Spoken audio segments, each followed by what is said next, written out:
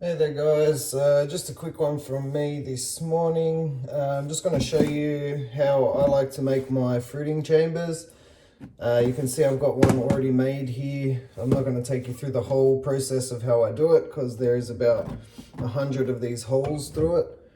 So as you can see, lots and lots of holes. I've evenly spaced them out. Doesn't really matter as long as there's a good few of them. It's a clear tub obviously, so the light can get through to it. We don't want colors or sort of smoky or opaque or blacked out tubs. We want something that's clear. In the bottom there, what I have is some perlite.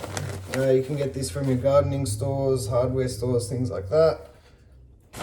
So basically what I've done is, the other thing, most important part, a soldering iron or even a screwdriver heated up with a blowtorch or something like that to make all of these holes into our tub with. If you try to drill a tub like this, it's going to crack, it's going to split, it's not going to be pleasant. So soldering iron is my biggest tip here. It's saved me the most time and it was just the easiest to use. So once you've done all of your holes, you've put your perlite in the bottom. We're just going to get our water and just really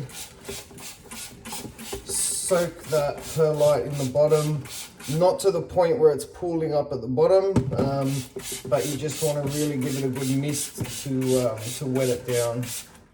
And basically that's it. That's your fruiting chamber.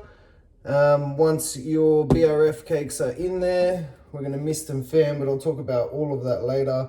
If you've got any questions, hit me up guys. Otherwise, keep watching and I will keep going through what I do.